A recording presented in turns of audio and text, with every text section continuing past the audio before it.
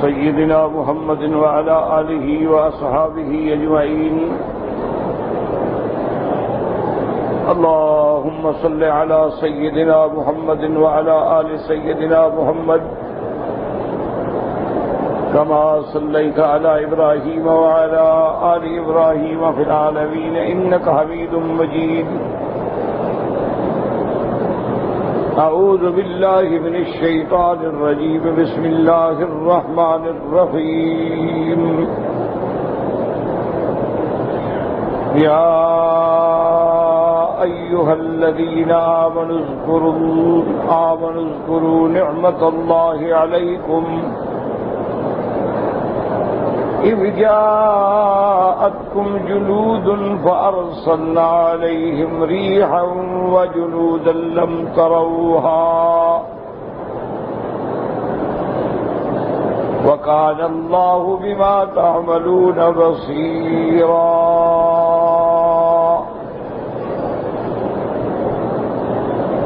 إذ جاءوكم من فوقكم ومن أسفل منكم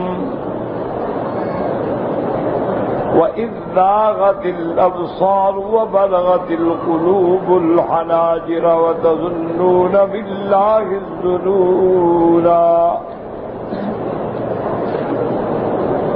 هنالك ابتلي المؤمنون وزلزلوا زلزالا شديدا. اللہ تبارک و تعالی نے کلام مقدس کی ان آیات مبارکہ میں غزوہ احزاب کا ذکر فرمایا ہے.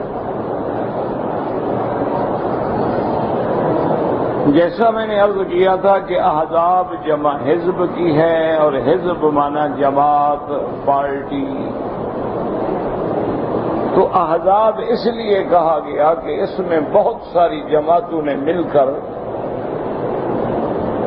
ایک محاذ بنایا سرکار دو عالم اور اسلام اور مسلمانوں کے خلاف.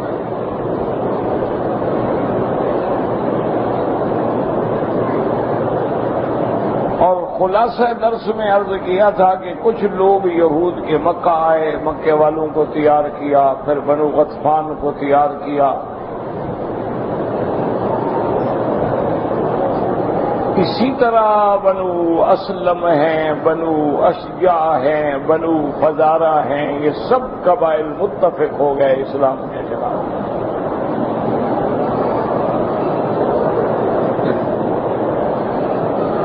اور تقریباً یہ سنہ 4 ہجری کا واقعہ ہے.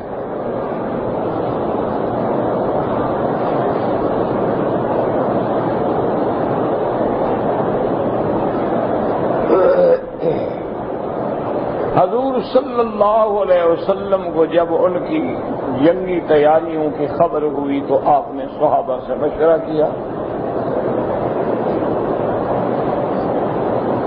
سیدنا سلمان فارسی رضی اللہ تعالی عنہ کے مشورے پر خندق کھودنے کا اہتمام کیا گیا.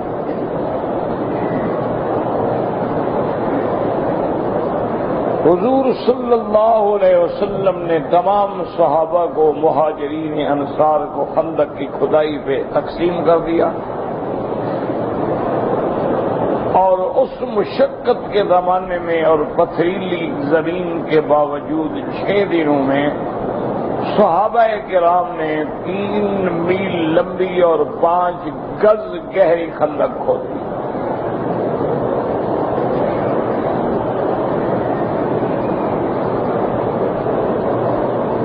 اسی زمانے میں، اسی دور میں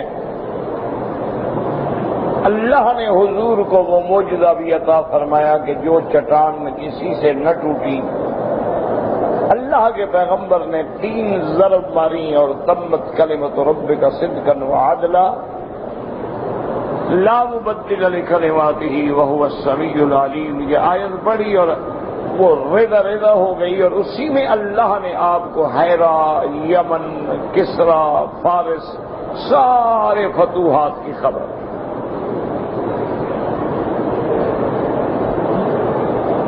اور یہ خدائی اس دور میں ہو رہی ہے کہ صحابہ کے پاس کھانے کو نہیں ہے، شدید سردی ہے۔ حضرت جابر رضی اللہ تعالی عنہ نے رحمت دو عالم کے چہرے پر متواتر فاقے کی وجہ سے آثار دیکھے تو گھر دوڑے۔ اپنی بیوی سے اہلیہ سے پوچھا کہ گھر میں کچھ ہے؟ انہوں نے کہا ہاں الحمدللہ 1 سا جو ہے، یعنی 3.5 سیر، 1 سا 3.5 سیر کے برابر ہوتا ہے۔ انہوں نے کہا کہ گھر میں 3.5 سیر جو بھی موجود ہے اور ایک بکرا چھوٹا موجود ہے۔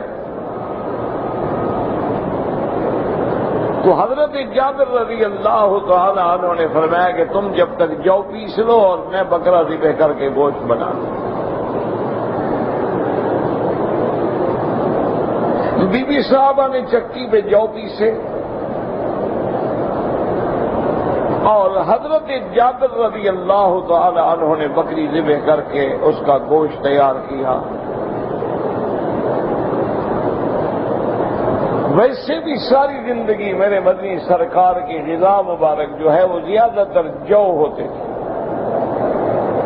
اور اس کو بھی کوئی صاف نہیں، بس بیویاں کہتی ہیں کہ ہم ایسے اچھل لیتی تھیں، کوئی مٹی وٹی ہوئی تو نکال دی، کوئی غلط چیز ہوئی تو نکال دی، اور اس کے بعد اسی کو پیس کے روٹی بن گئی۔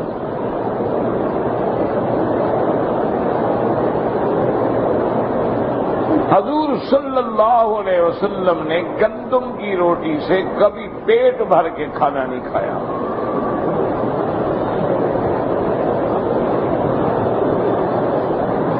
اسی لیے ایک دفعہ بی بی عائشہ صدیقہ رضی اللہ تعالی عنہا کے پاس ایک صحابی تشریف لائے، بی بی صاحبہ نے انہیں کھانا پیش کیا اور اس کے بعد رونے لگی۔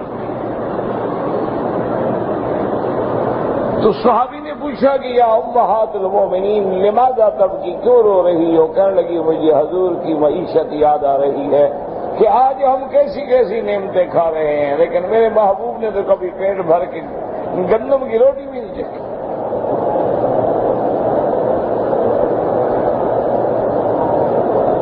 جب گوشت تیار ہو گیا، آٹا تیار ہو گیا، بی بی نے کہا کہ میں آٹا گوندھ کے تیار کرتی ہوں، گوشت بناتی ہوں، آپ حضور کو دعوت دیں، لیکن اس شرط پہ دعوت دیں کہ 4 آدمی اور ہوں اور 5ویں حضور ہوں، یا 5 اور ہوں اور 6 حضور، اس سے زیادہ نہ ہوں، اتنا تو کھانے نہیں ہے گھر میں، علیحدگی میں حضور کو بتا دینا۔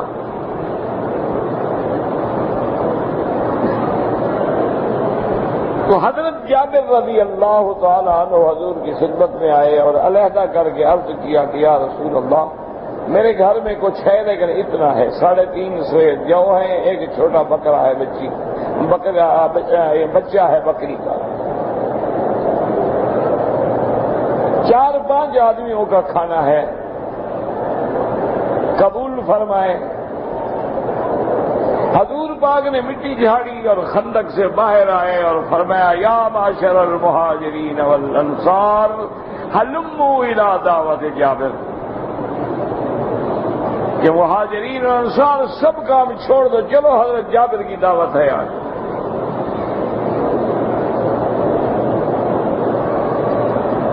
حضرت جابر فرماتے ہیں کہ میرے چہرے پہ ہوائیاں اڑ رہی ہیں، میں دوڑا ہوا گھر پہنچا، بیوی نے دیکھا کیا بات ہے، میں نے کہا حضور تو سارے صحابہ کو لا رہے۔ اس نے کہا تم نے حضور کو بتا دیا تھا کہ ہمارے گھر میں کیا حال ہے؟ انہوں نے کہا میں نے بتایا۔ انہوں نے کہا بس پھر اللہ جانے، اللہ کا رسول جانے۔ حضور صلی اللہ علیہ وسلم نے صحابہ کی جماعت کو 10-10 کی ٹولیوں میں بٹھایا اور حضرت جابر فرماتے ہیں اپنے ہاتھ سے حضور نے روٹی کے ٹکڑے کیے اور تقسیم کرنے شروع کر، اپنے ہاتھ سے آپ نے گوشت مبارک نکالا اور دینا شروع کیا۔ کہتا ہے واللہ شبع جمیع اصحابہ، حضور کے سب صحابہ نے پیٹ بھر کے کھانا کھا لیا، نہ آٹا کم ہوا نہ ہانڈی میں گوشت کم ہوا۔ اس کے بعد فرماتے ہیں ثم اکلنا، پھر ہم نے بھی کھایا، وشبعنا، ہم نے پیٹ بھر کے کھانا کھایا، پھر بھی کھانا بچ گیا تو ہم نے ہمسایوں کے گھر میں بھیجا۔ تو یہ واقعہ بھی اسی غزوہ خندق کے دوران میں معجزہ پیش آیا کہ اللہ نے اپنے نبی کے ہاتھ میں ایسی برکت عطا فرما دی، اور کیسے برکت نہ ہو، جو سراپا رحمت ہیں، جو مجسمہ رحمت ہیں، جن کو اللہ نے رحمت بنا کے بھیجا ہے، ان کے تو ہاتھوں میں بھی رحمت تھی، ان کے کلام میں بھی رحمت تھی، ان کے قول میں بھی رحمت تھی، ان کے عمل میں بھی رحمت تھی۔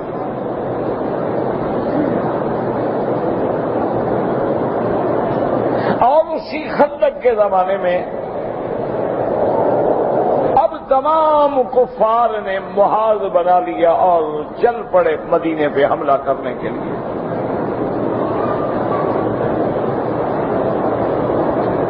مدینہ منورہ میں بڑے بڑے قبائل جو تھے یہود کے، بنو قریظہ، بنی نذیر اور بنی قینقاع۔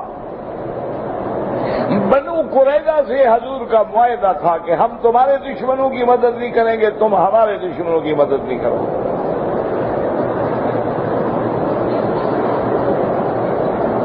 لیکن بنو نذیر کا جو سردار تھا، اس کا نام کعب ابن اسد تھا، وہ آیا ہوئی ابن اخطب کے پاس جو بنی قریظہ کا سردار تھا۔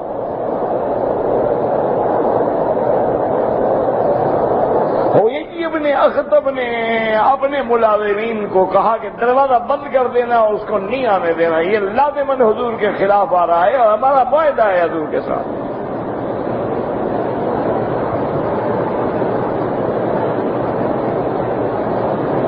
ہوئی ابن اخطب آیا، اس نے کہا کہ آپ میری بات سنیں۔ کعب ابن اسد نے کہا کہ ہو یہی بات تو سنو۔ نے کہا کیا بات سنو؟ ہمارا معاہدہ ہے، اور آج تک اس معاہدے میں اللہ کے نبی کی طرف سے کوئی خلاف ورزی نہیں ہوئی،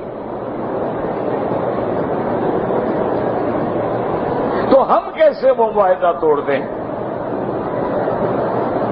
کعب ابن اسد نے اس کو تانے دیے، بڑی مشکل سے دروازہ کھلا، اور آخر کعب ابن اسد نے ہوئی ابن اخطب کو بھی راضی کر لیا کہ تم بھی ہمارے ساتھ مل جاؤ اور ایک ہی دفعہ اسلام کا مسئلہ ختم کر دیں۔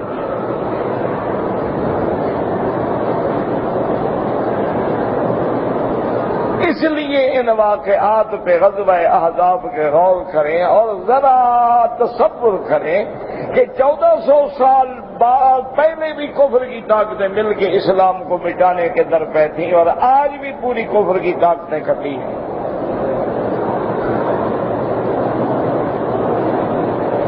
ان کو بھی اسلام سے دشمنی تھی، اور آج بھی کفر کو اسلام کی روایات، اسلام کی صورت اور شکل، کوئی داڑھی والا بندہ دیکھ لیں تو بس دشمنی شروع ہو گئی۔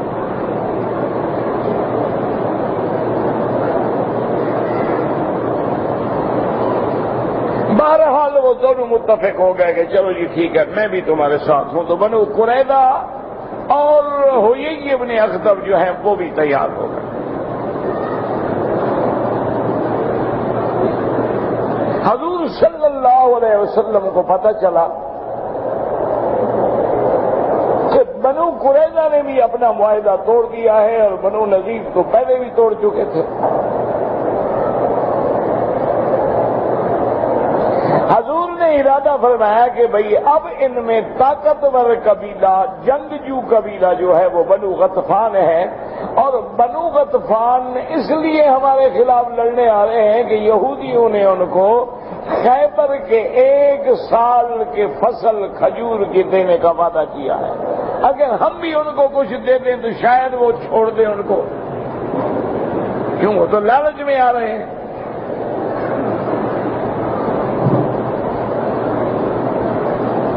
سعدین کو پتہ چلا، یعنی حضرت سعد ابن معاذ اور سعد ابن عبادہ،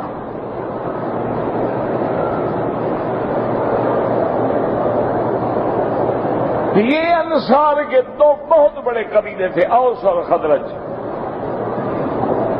ایک اوس کے سردار ہیں، ایک خزرج کے سردار ہیں۔ ان دونوں کو پتہ چلا کہ حضور پاک مدینے کی فصل دے کر بنو غطفان سے شروع کرنا چاہتے ہیں، وہ حضور کی خدمت میں آ گئے۔ انہوں نے کہا یا رسول اللہ، ہمیں پتہ لگا ہے کہ آپ بنو غطفان سے شروع کرنا چاہتے ہیں، اگر یہ اللہ کا حکم ہے ہم راضی ہیں، اگر یہ آپ کا حکم ہے ہم راضی ہیں، لیکن اگر آپ یہ دیکھ رہے ہیں، گھبرا رہے ہیں کہ ہم پر مشقت ہے، سردی ہے، ہماری تعداد بہت کم ہے، تو ہم بھی کچھ جنگی اسباب پہ عمل کریں، تو پھر یا رسول اللہ جب ہم کافر تھے اس وقت بھی ہم نے ان کو کبھی مدینے کی کھجور کا ایک دانہ نہیں دیا، آج مسلمان ہو کر ہم ان کو پیسے دیں، ہم ان کو کھجوریں دیں، مدینے کی کیوں دیں؟ حضور بہت خوش ہوئے، آپ نے فرمایا اچھا ٹھیک ہے، ہم بنو غطفان کے پاس کوئی آدمی نہیں دیتا۔ اور حیرت کی بات دیکھیں کہ پہلا غزوہ کیا تھا؟ غزوہ بدر۔ کفار کی طاقت کتنی تھی؟ 1000، اور مسلمان کتنا تھے؟ 313۔ پھر دوبارہ جو ہے غزوہ کیا ہے؟ غزوہ احد ہے، اس میں کفار کی تعداد 3000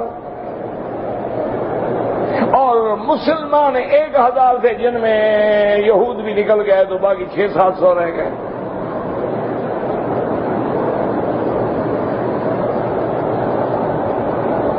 غزوہ احد کے بعد غزوہ احزاب ہے۔ غزوہ احزاب میں کفار کا لشکر جو ہے وہ 15000 اور مسلمانوں کی تعداد 3000۔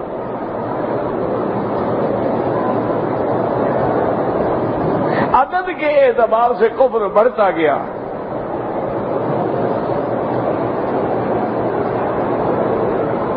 لیکن اللہ کی مدد جہاں ہو تو پھر 15000 ہو یا 50000 ہو، اللہ کی قدرت تو اللہ کی قدرت ہے۔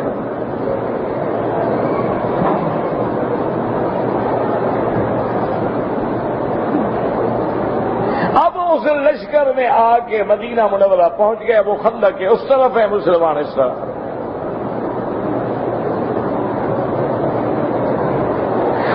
چھوٹی موٹی لڑائی ہو جاتی، تیر اندازی ہو جاتی، کبھی وہ خندق عبور کرنے کی کوشش کرتے، مسلمان تیروں کی باڑ پہ رکھ کے دھکیل دیتے، اس قسم کی لڑائی چلتی رہی۔ اور ایک دفعہ تو اتنی شدت ہو گئی کہ حضور کی 4 نمازیں قضا ہو گئی۔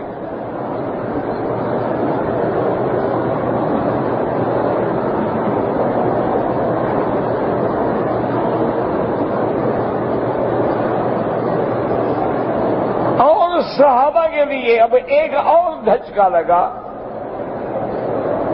کہ اب 2 دشمن ہو گئے، ایک دشمن وہ ہیں جو باہر سے اکٹھے ہو گیا ہے، اور ایک وہ ہیں جو مدینے کے اندر رہتے ہیں۔ اسی کو قرآن نے کہا ہے اذ جاؤکم من فوقکم ومن اسفل منکم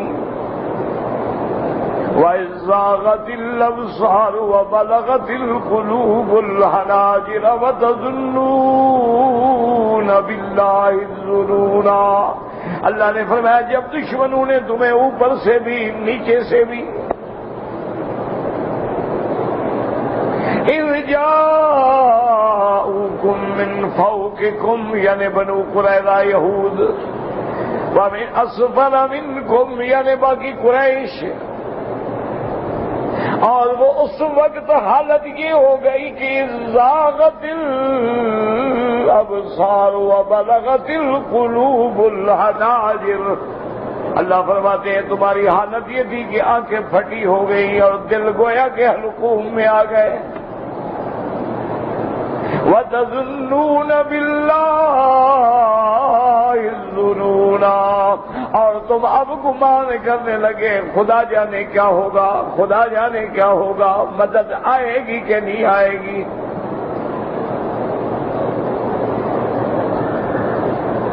اور یہ وہ وقت ہے هُنَالِكَ ابْتُلِيَ الْمُؤْمِنُونَ وَزُلْزِلُوا، هنالك ابتلي المؤمنون وزلزلوا زلزالا شدیدا. اللہ فرماتے یہ وہ گھڑی تھی جب امتحان ڈالا مومنوں پر اور مومن ہل کے رہ گئے.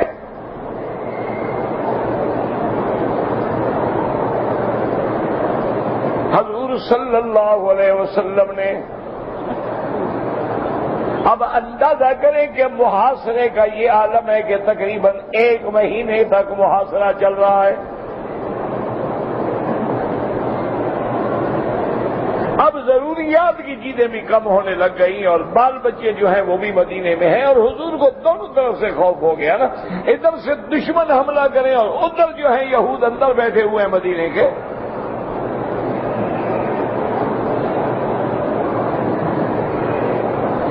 ایک اور امتحان بھی آیا.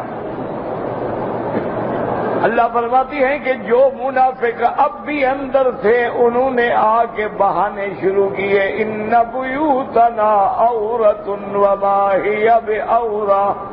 کہنے لگے یا رسول اللہ ہمیں اجازت دے دیں, ہمارے گھر میں کوئی رکھوالا نہیں. اللہ نے فرمایا ان کا گھر تو ٹھیک ہے لیکن بہانے بنا رہے ہیں. حضور فرمایا جاؤ. اب مسلمانوں کی تعداد گھٹتی جا رہی ہے اور کفر کی قوت بڑھتی جا رہی ہے. ایک دفعہ ابو سفیان نے حکم دیا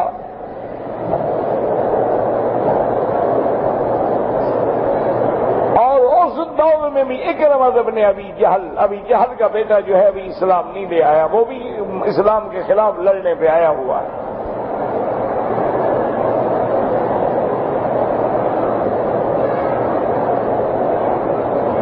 اسی طرح اس نے کہا کہ یہ کب تک ہم بیٹھے رہیں گے, 1 مہینہ ہو گیا.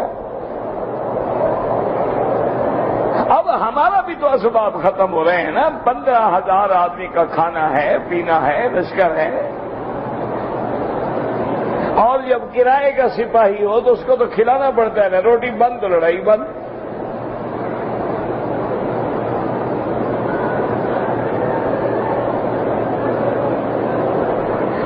ہمیں ایک ہی دفعہ ساری قوت جھونک دیتے ہیں, حملہ کر دیتے ہیں اور ایک ہی دفعہ بس جنہوں نے مرنا ہے مر جائیں گے. بس ایک دفعہ خندق قبول کرو اور مٹا ڈالو سب کو. 15,000 کا لشکر ہے, کتنے لوگوں کو تیر ماریں گے.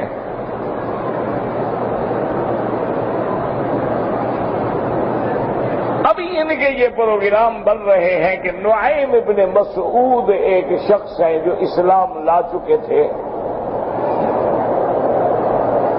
اسی عالم میں وہ رحمت دو عالم سیدنا محمد مصطفیٰ حبیب کبریا کی خدمت میں پہنچے اور کہا یا رسول اللہ آپ کو پتا ہے کہ میں مسلمان ہوں لیکن میں ابھی مسلمان ہوا ہوں. میرا قریش کو کسی کو میرے اسلام کا پتہ نہیں ہے.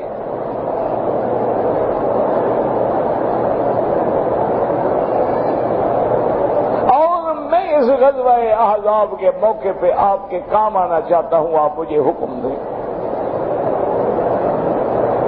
حضور نے فرمایا بھی ٹھیک ہے, تمہاری قربانی ہے, تمہارا جذبہ ہے, اچھی بات ہے, لیکن تم ایک آدمی کیا کرو گے؟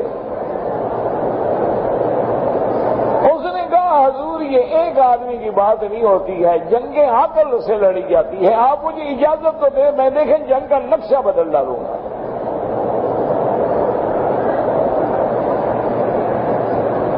میں عجیب آدمی ہوں, کیسے تم کیا ہو گا؟ حضور بس آپ مجھے اجازت دے دیں اور یہ بھی اجازت دے دیں کہ میں آپ کے خلاف اگر باتیں کروں تو مجھے اللہ نہ پکڑ لے.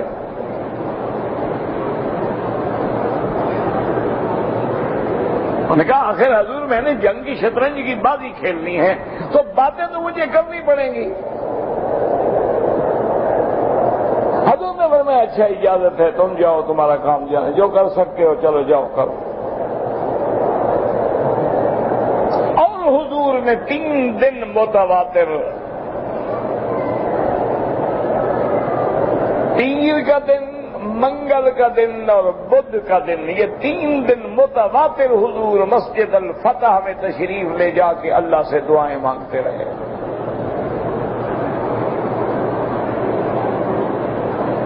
یا اللہ مدد فرما, حالات کے لحاظ سے ہم کمزور ہیں اور اس وقت تو ہمارے پورے اہل و عیال جو تھے نا مدینے کی عورتیں، ان سب کو ایک جگہ جمع کر دیا گیا تھا۔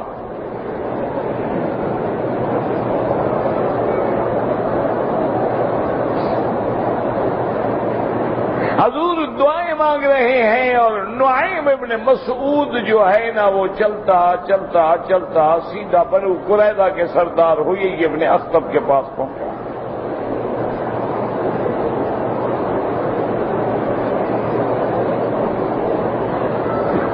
اس نے کہا کہ دیکھو بات سنو، میں تمہارا خیر خواہ ہوں، چاہے تم مانو یا نہ مانو، لیکن ایک بات یاد رکھو کہ قریش آئے ہیں، بنو غطفان ہیں، اسلم ہیں، اشجع ہیں، فزارہ ہیں، یہ سارے قبیلے باہر گئے ہیں، جنگ جیت گئے یا ہار گئے، انہوں نے چلا جانا ہے، مدینے میں تو نہیں رہنا۔ انہوں نے کہا یہ بات تو ٹھیک ہے، واضح بات ہے، ہر آدمی اپنے گھر جائے گا۔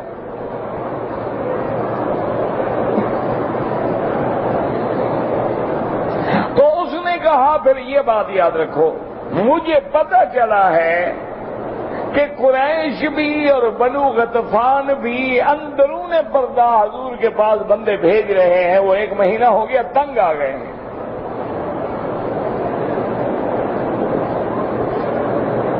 اگر ان کی حضور سے بات ہو گئی اور وہ پیچھے ہٹ گئے، تم تو کچھ رہ جاؤ گے نا، تم نے تو مدینے میں رہنا ہے نا، تم سے تو پھر مسلمان نمٹیں گے نا۔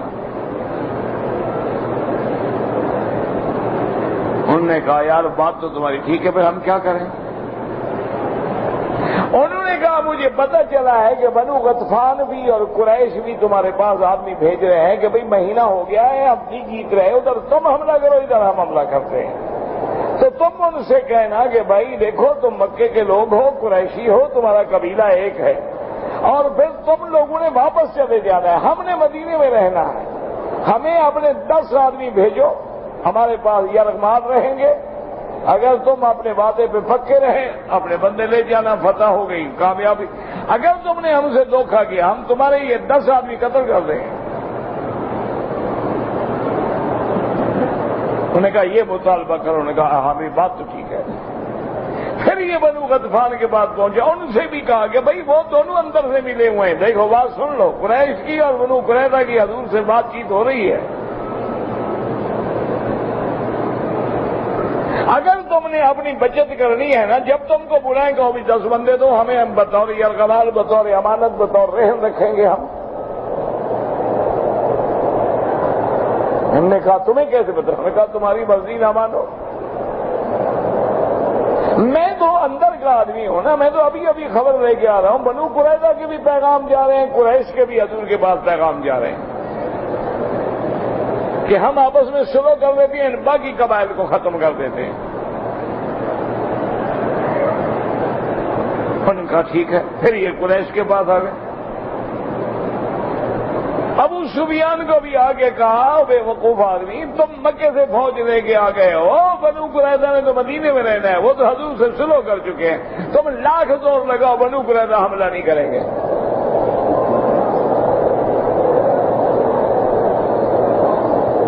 کیسے ہو سکتا ہے؟ ہمارے ساتھ معاہدہ ہو گیا ہے، ہوئی ابن اخطب نے معاہدہ کیا ہے اور ہمارے ساتھ کعب ابن اسد نے معاہدہ کیا، ٹھیک ہے تجربہ کرو، لیکن میری بات کسی کو نہ بتانا، میرا نام نہ بتانا، لیکن وہ تمہارے ساتھ کبھی نہیں مدد کرے۔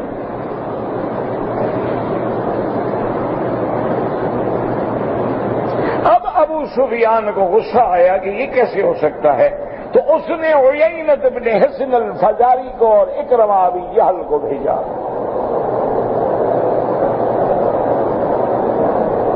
کہ بنو قریظہ سے بات کرو کہ اگر تم سچے ہو، اپنے معاہدے پہ قائم ہو تو طبقت مقرر کرو، ادھر سے تم حملہ کرو، ادھر سے ہم حملہ کرتے ہیں، بات ختم کریں، کب تک ہم لڑتے رہیں گے، اور تمہاری طرف سے تو خندق بھی نہیں ہے۔ جب مسلمانوں پہ 2 جانب سے حملہ ہوگا تو لازمی بات ہے کہ مسلمان تقسیم ہو جائیں گے، کچھ ادھر رکھیں گے، کچھ ادھر، ہمیں موقع مل جائے گا بندر آ جائے۔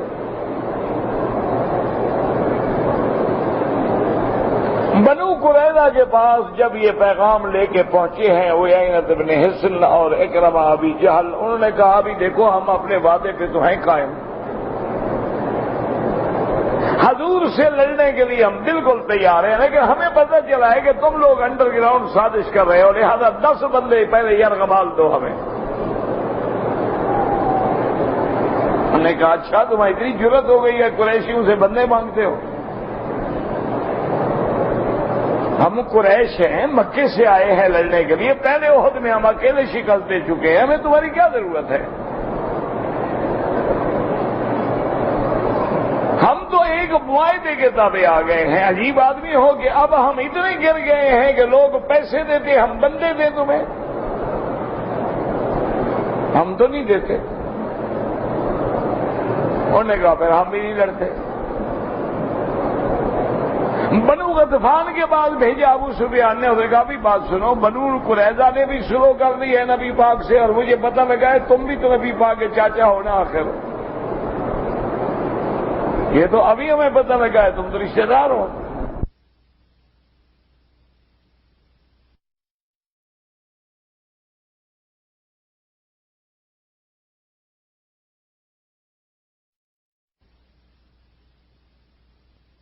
پھر میرا اکیلا قبیلہ تو مسلمانوں سے ٹکر نہیں لے سکتا، پھر ہم تو پس جائیں گے، لہذا ہمیں 10 بندے دو یرغمال کے طور پہ۔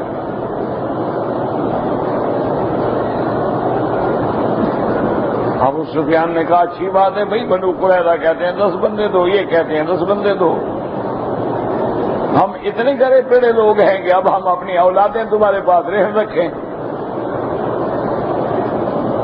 انہوں نے کہا ٹھیک ہے تم ہماری مدد کرو نہ کرو، ہم لڑیں گے، اکیلا لڑیں گے، ہم پہلے بھی تو لڑ چکے ہیں۔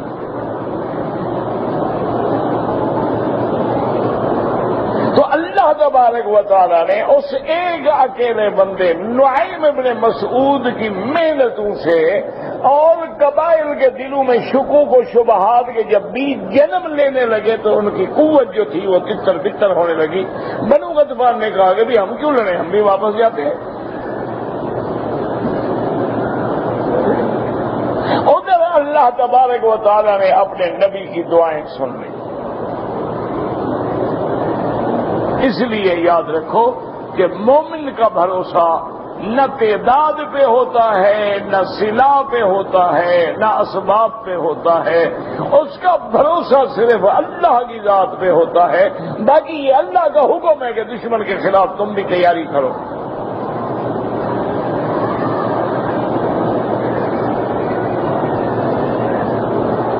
اسی لیے اللہ نے قرآن پاک میں فرما دیا ہے کہ مسلمانوں غور کرو، وَمَن نَّصْرُ إِلَّا مِنْ عِندِ اللَّهِ، اللہ نے فرمایا اللہ کے سوا کوئی تمہاری مدد کرنے والا نہیں، نہ کبھی تمہاری یہود مدد کریں گے نہ نصارہ مدد کریں گے۔ تم ان کے سامنے بچھ جاؤ، لاکھ غلامی کر لو، لاکھ وفاداریاں کر لو، یہ تمہارے خیر خواہ کبھی نہیں ہو سکتے۔ اللہ نے فرمایا وَلَن تَرْضَىٰ عَنكَ الْيَهُودُ وَلَا النَّصَارَىٰ حَتَّىٰ تَتَّبِعَ مِلَّتَهُمْ، مسلمانوں یہود و نصارہ تمہارے کبھی خیر خواہ نہیں ہو سکتے، دوست نہیں ہو سکتے، وفادار نہیں ہو سکتے جب تک تم اپنا دین اسلام چھوڑ کے یہودی نہ بن جاؤ، نصرانی نہ بن جاؤ، اس وقت تک یہ تمہارے کبھی خیر خواہ نہیں ہوں گے۔ اسی لیے اللہ فرماتے ہیں لا تتخذوا عدوی وعدوکم اولیاء، جو میرے بھی دشمن تمہارے بھی دشمن، ان کو کبھی دوست نہ سمجھنا۔ کفر جہاں ہو، مشرق میں ہو، مغرب میں ہو، شمال میں ہو، جنوب میں ہو، وہ اسلام کو مٹانے پہ متحد ہوتا ہے۔ تم نے جب بھی بھروسہ کرو اللہ کی ذات پہ بھروسہ کرو، اسباب کی حد تک کوشش کرو، باقی یہ یقین رکھو کہ مدد کرنے والی صرف اللہ کی ذات ہے، اور میرا تمہارے ساتھ وعدہ ہے وَأَنْتُمُ الْأَعْلَوْنَ إِن كُنتُم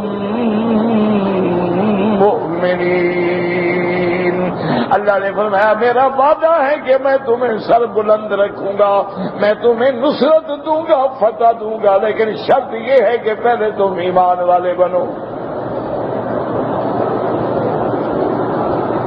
آج اسی لیے مسلمان ذلیل ہے کہ مسلمان صحیح معنی میں مسلمان نہیں ہے، مومن صحیح معنی میں مومن نہیں ہے۔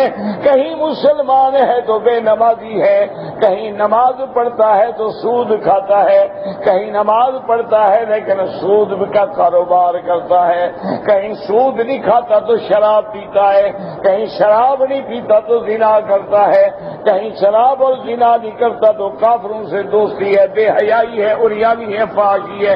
جب ہمارا ایمان نہیں رہا تو اللہ کی مدد کیسے آئے؟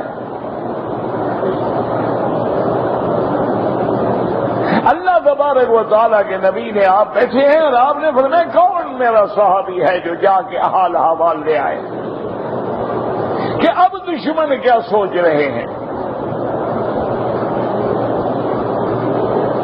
سارے صحابہ شدید سردی ہے، ہمت نہیں ہوتی، جرت نہیں ہوتی۔ ایک صحابی حضرت حذیفہ کھڑے ہونے گیا اسے میں جاتا ہوں، اتنی شدید سردی ہے کہ خیمے سے باہر ہاتھ نکالو تو خون منجمد ہو جاتا ہے۔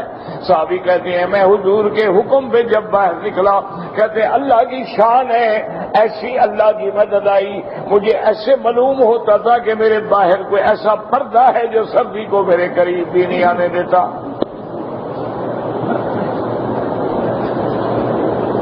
اب وہ ساری خبریں لا رہا ہے اور میرے نبی تہجد کی نماز میں رات میں کھڑے ہیں اور اس کے بعد حضور صلی اللہ علیہ وسلم اللہ سے دعا کر رہے ہیں۔ اب دیکھیں یہ وہ آیت ہے جو آج کے سبق میں ہم پڑھیں کہ یا ایھا الذین آمنوا اذکروا نعمت اللہ علیکم، ایمان والو تم اللہ کی نعمتوں کو یاد کرو جو اللہ نے تم پہ نعمت کی ہے۔ یہ خطاب کس کو ہے؟ ایمان والوں کو۔ یاد رکھو جب ہم ایمان والے بن جائیں گے تو پھر اللہ کی نصرت آج بھی دیر نہیں ہے۔ اسی لیے اقبال کہتا ہے کہ فضائے بدر پیدا کر، فرشتے تیری نصرت کو اتر سکتے ہیں گردوں سے، قطار اندر قطار بھی۔ شرط یہ ہے کہ پہلے تم فضائے بدر پیدا کرو۔ تم تو ہوٹلوں میں بیٹھ کے، صوفوں پہ بیٹھ کے، ایئر کنڈیشنوں میں بیٹھ کے کافروں کے بنے ہوئے مشروبات اور کھانے کھا کے دعا مانگتے ہو کہ منصورنا۔ کیسے دعا منظور؟ نہ ایمان سے کہیں آج ہمارا کوئی نوجوان ہے ایسا جس کے ہاتھ میں موبائل نہ ہو، اور موبائل بھی وہ جس میں کیمرہ لگا ہوا ہے تاکہ عورتوں کی تصویریں کھینچ سکے،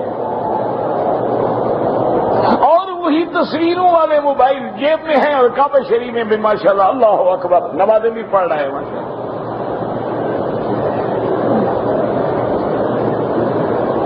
جو بہت زیادہ دین کا خیال رکھنے والے ہیں وہ گھنٹی بند کر دیتے ہیں، کسی نے اذان لگا لی، کسی نے قرآن لگا لیا، کسی نے دعا لگا لی، اور یہ تو ان سے بھی زیادہ گناہ ہے گھنٹی سے کہ تم لیٹرین میں بیٹھے اور وہاں تمہیں قرآن پڑھنا شروع ہو جائے موبائل، اور تم نے اللہ کے قرآن کو گھنٹی کے قائم مقام سمجھ رکھا ہے۔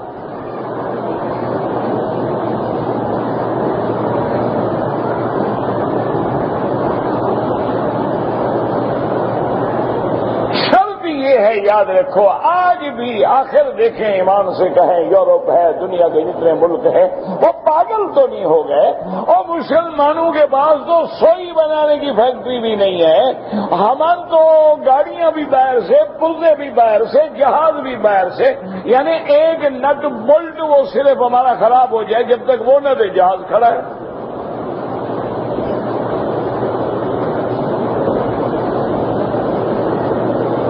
آپ 10 لاکھ کی گاڑی، 20 لاکھ کی، 50 لاکھ کی گاڑی خرید رہے ہیں، ایک پرزہ اندر ٹوٹ جائے کمپنی میں جاؤ کہتے ہیں کہ منگوائیں گے، ملک سے موجود نہیں ہے، گاڑی کھڑی ہے۔ تمہارا حال تو یہ ہے کہ تم تو ماشاءاللہ صرف پراٹھا بنانا جانتے ہو، ملک شیک چیڑے بھون کے کھانا جانتے ہو ماشاءاللہ، آئس کریم کھانا جانتے ہو، پتنگ اڑانا جانتے ہو، یہ کام تو کر سکے۔ اس سے جنگیں نہیں لڑی جاتی، خدا کی قدرت ہے، نہ پتنگ سے لڑی جاتی ہے، نہ آئس کریم کھا کے لڑی جاتی ہے۔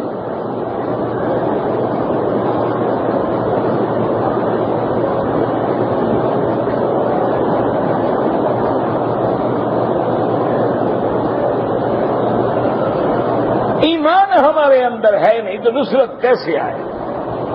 اب دیکھیں اللہ کی مدد کیسے آتی۔ 3 دن حضور نے دعائیں مانگی ہیں، کون؟ پیر کا دن، منگل کا دن اور بدھ کا دن۔ ہمارے لوگوں کے نزدیک منگل بدھ منحوس دن ہے۔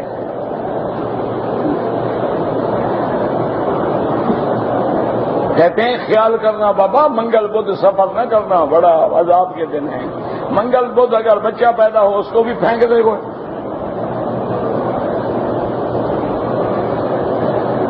ہندو جو کہتا ہے، ہندوؤں کے اندر عقیدہ ہے کہ یہ دن ایسا ہے، یہ دن ایسا ہے۔ ہم کوئی مسلمان تو نام کیا ہے نا۔ آج بھی ہمارا ہر پڑھا لکھا آدمی سے پوچھو جی آج کون سا ڈے ہے تو کہے گا منڈے ہے۔ پتہ ہے منڈے کیا ہوتا ہے؟ مون ڈے، چاند دیوتا، سنڈے سورج دیوتا۔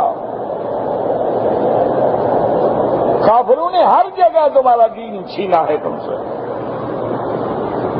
جتنا تمہارا اسکاؤٹ ہے دیکھا ہوگا آپ نے 3 انگلیوں سے سلوٹ کرتے ہیں، کیا ہے؟ عقیدہ ہے تسلیس عیسائیت والا یاد ہو جائے۔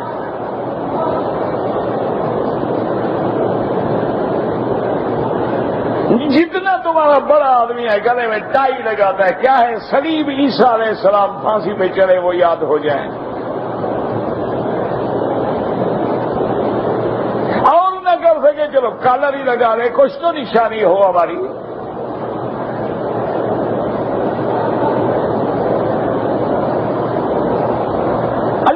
نبی انہی دنوں میں دعا مانگ رہے ہیں، اللہ فرماتے ہیں کہ میرے مدنی یاد کریں، یا ایھا الذین آمنوا اذکروا نعمت اللہ علیکم اذ جاءتکم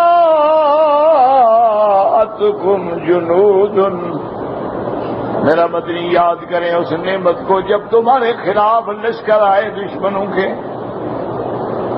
قریش کے لشکر، یہود کے لشکر، بنو غطفان کے لشکر۔ فَأَرْسَلْنَا عَلَيْهِمْ رِيحًا وَجُنُودًا لَّمْ تَرَوْهَا، میرا مدنی پھر ہم نے تیری مدد کے لیے ہوا بھیجی اور تیری مدد کے لیے ایسے لشکر بھیجے جو تمہیں نظر بھی نہیں آتے۔ اللہ نے حکم دیا ہوا کو کہ چلو، ملائکہ کو حکم دیا اترو میرے مدنی محمد مصطفیٰ کی مدد کرو۔ فَأَرْسَلْنَا عَلَيْهِمْ رِيحًا وَجُنُودًا لَّمْ تَرَوْهَا وَكَانَ اللَّهُ بِمَا تَعْمَلُونَ بَصِيرًا۔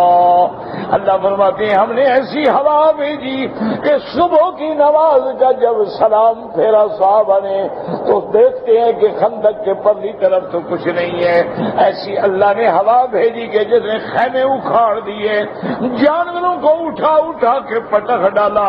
اب کفار سمجھ گئے کہ یہ اللہ کا عذاب ہے، مسلمانوں سے تو لڑ سکتے ہیں لیکن اللہ کے عذاب سے کون لڑے؟ سب بھاگ گئے، میدان صاف ہو گئے۔ تو اللہ نے اس احزاب کے وقت میں حضور کی مدد فرمائی، حضور کی نصرت فرمائی۔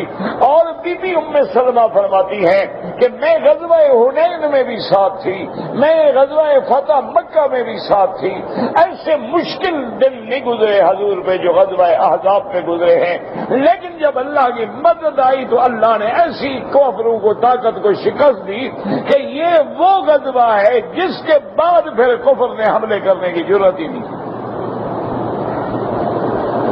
اللہ تبارک و تعالیٰ سے دعا کریں اللہ ہمارے حال پہ بھی رحم فرما دیں، اللہ مسلمانوں کی بھی نصرت فرما دیں، اور آج مشرق سے لے کر مغرب تک، شمال سے جنوب تک کوئی شہر نہیں، کوئی مقام نہیں جہاں امت مصطفیٰ کا خون نہیں بہہ رہا۔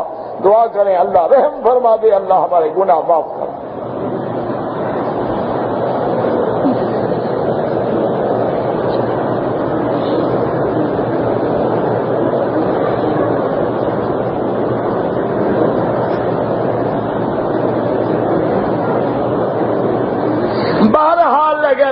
آدمی نے احرام باندھ لیا، ایئرپورٹ پہ آ گیا، جہاز فنی خرابی سے نہیں چلا، 22 گھنٹے لیٹ ہو گئے، ہوٹلوں میں چلے گئے، گھر چلے گئے، احرام کھول دیا ہے، ان پہ دم پڑ گئی۔ احرام مذاق نہیں ہوتی کہ جب چاہو چادریں باندھ لو اور جب چاہو چادریں کھول دو، یہ کوئی مذاق ہوتی ہے؟ اگر آدمی نیت کر لے، لبیک پڑھ لے، احرام باندھ لے، اب رک بھی جائے، احرام نہیں کھول سکتا جب تک مکے میں بکری ذبح کرائے، دم دے، سر مڈائے، پھر احرام کھولے گا۔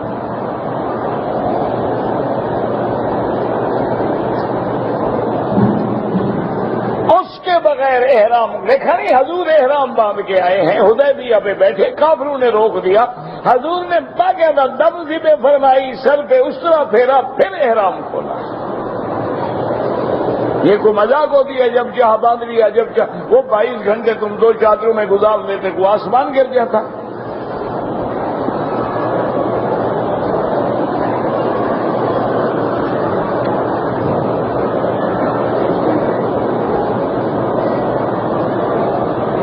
اگر ایک آدمی سعودی عرب میں رہتا ہے، محنت کیا، مزدوری کیا، جائیداد خریدا، اس میں تمہارے باقی بھائیوں کا کوئی حصہ نہیں ہے، اگر تمہاری دولت ہے، تمہارا پیسہ ہے، بھائی باپ کی جائیداد میں تو وارث ہے، لیکن تمہاری جائیداد میں تھوڑا وارث ہے وہ۔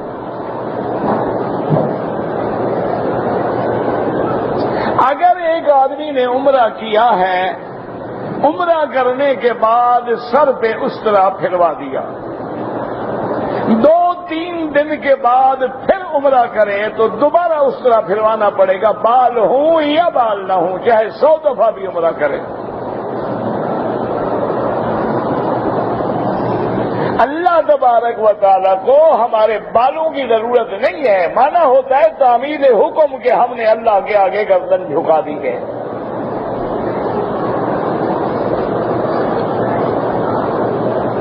شوال کے مہینے میں جو عمرہ کرے اس پہ حج ضروری ہو جاتا ہے؟ بالکل نہیں ہوتا۔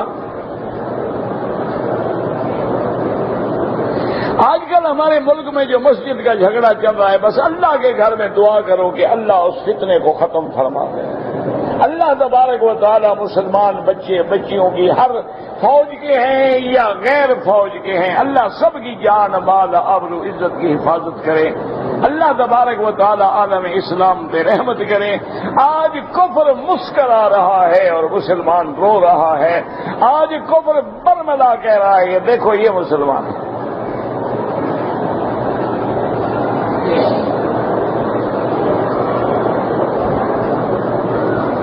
اگر والدین کے لیے عمرہ کریں، بس یہی نیت، یا اللہ اس عمرے کا ثواب میرے والد کے لیے، اس کا میری والدہ کے لیے، بس اور کیا نیت کیا ہو۔ درود ماہی یا درود لکھی یا درود، یہ کوئی ایک درود بھی محمد مصطفیٰ نے نہیں پڑھا، نہ حضور نے پڑھا، نہ صحابہ نے پڑھا، نہ تابعین نے پڑھا، نہ حضور نے فرمایا ہے۔ افضل درود وہ ہے جو نماز میں پڑھتے ہو، اور اس کے بعد وہ درود ہے جو قرآن و سنت کے مطابق ہو، جس میں کوئی شرکیہ لفظ نہ آئے۔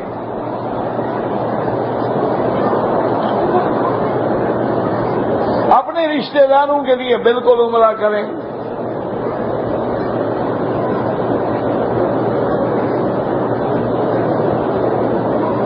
کہتے جی کہ ایک لڑکی ہے، لڑکا ہے، ہر وقت روتا رہتا ہے، ہمیں عبادت نہیں کرنے دیتا ہے۔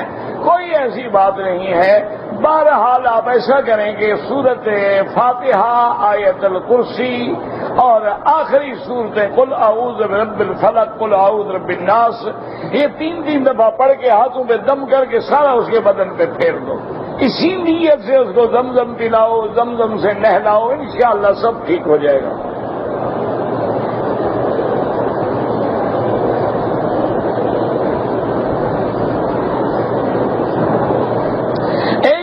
گھر سے احرام بن کے آتا ہے، کون سے گھر سے؟ راستے میں مکہ مکرمہ احرام کھول دیتا ہے، پھر باندھ کے کیوں آیا؟ مذاق ہو گیا۔ واپس میقات سے جا کے عمرہ کرے ورنہ دم دینی ہوگی۔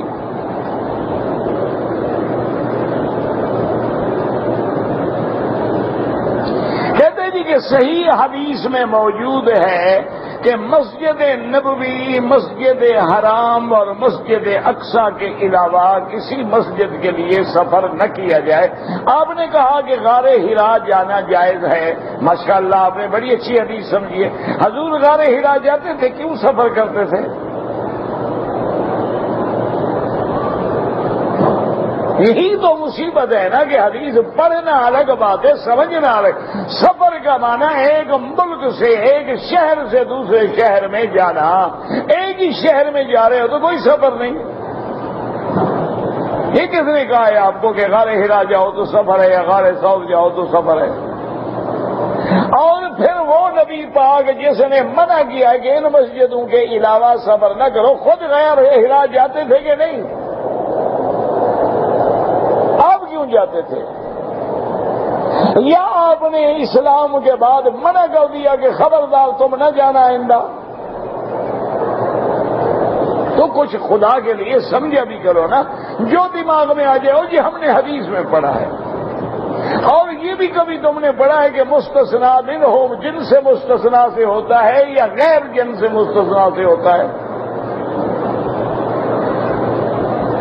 مانا علماء نے لکھا کہ آج اگر کوئی آدمی یہ نیت کر کے جائے کہ میں دہلی کی جامع مسجد کے لیے سفر کر رہا ہوں، اجمیر کی شاہی مسجد کے لیے سفر کر رہا ہوں، لاہور کی شاہی مسجد کے لیے سفر کر رہا ہوں، تو یہ ناجائز ہے۔ ان تین مسجدوں کے علاوہ کسی مسجد کی نیت نہیں کر سکتے۔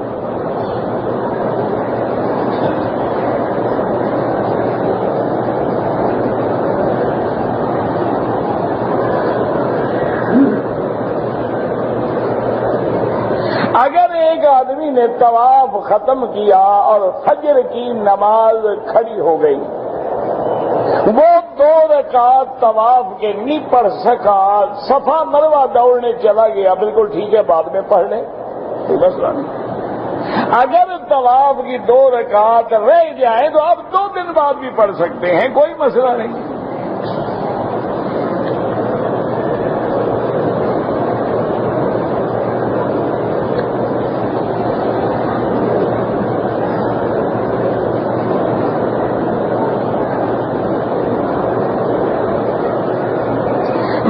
حافظ قرآن ہوں اور نماز میں قرات کے وقت خود بخود دل میں امام صاحب والی آیات پڑھنا شروع ہو جاتی ہے، اس کا کیا ہے؟ کوئی نہیں، اگر دل میں تمہاری دل پڑھتا ہے تو ماشاءاللہ اچھی بات، کوئی حل نہیں۔ زبان سے پڑھنا منع ہے، دل میں پڑھ سکتے،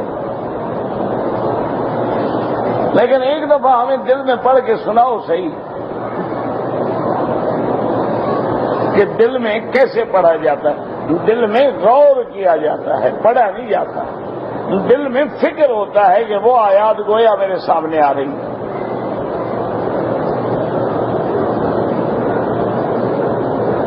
اگر اردو ترجمہ پڑھا جائے تو قرآن پڑھنے کا ثواب ہوگا؟ بالکل نہیں ہوگا۔ اللہ قرآن عربی میں اتارا ہے، اردو میں تو نہیں اتارا ہے۔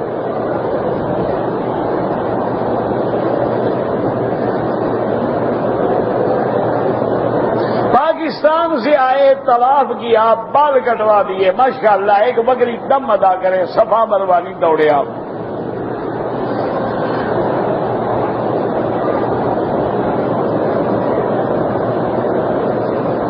وضو کے دوران میں حالت احرام میں ہم اگر داڑھی کو تر کریں، خلال کریں، بال گر جائیں، کوئی بات نہیں۔ منع ہے احرام میں بال نہ توڑو، نہ کھینچو، نہ کاٹو۔ یہ نہیں کہ خود بخود گر جائیں، لاکھ دفعہ گر جائیں۔ مجھے وسوسے بڑے پڑتے ہیں، کوئی بات نہیں، پڑھنے دو، کب تک پڑھیں گے؟ آخری 2 سورتیں پڑھ کے اپنے بدن پہ دم کیا کرو۔ مکہ مکرمہ میں رہتا ہے، داڑھی بھی منڈاتا ہے، عمرہ ہو جائے، عمرہ تو ہو جائے گا جناب، لیکن داڑھی منڈانے کا جو عذاب ہوگا وہ الگ ہے۔ ویسے ماشاءاللہ ہمارے لوگ ہیں بڑے بہادر، اسی لیے حکم ہے کہ آپ نے یہاں فرض پڑھے ہیں تو سنت یہاں پڑھو، نفل یہاں پڑھو۔ وجہ کیا ہے؟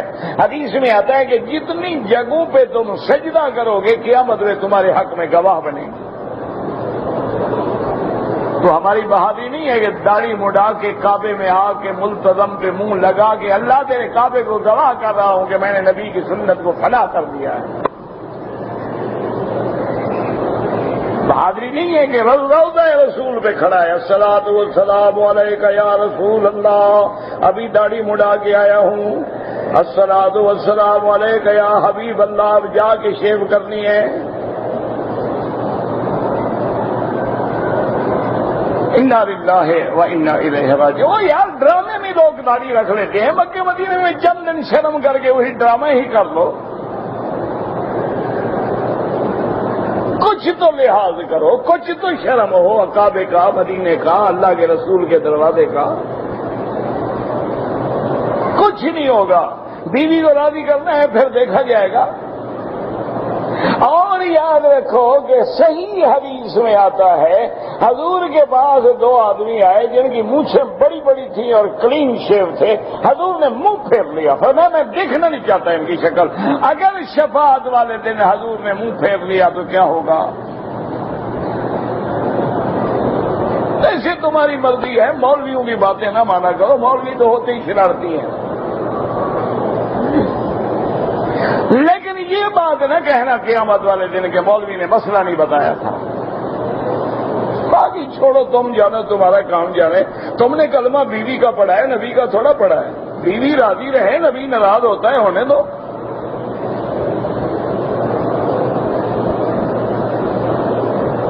مردہ کو دفن کیسے کیا جائے کسی مردہ فروش سے پوچھو، جو مولوی ہوتے ہیں نا مردے والے، کل شریف والے، تمہیں بتا دیں گے کہ کیسے دفن کرنا ہے۔ خبر میں لکھانا ہے، رخ قبلے کی طرف کر دو اور کیسے دفن کرنا ہے۔ سوٹ پہنا کے کھڑے ہو کے عیسائی جیسے کرتے ہیں۔ میں بغیر میقات کے عمرہ ادا کیا، فوراً دوسری عمرہ میقات سے نیت کا لی، ٹھیک ہو گیا۔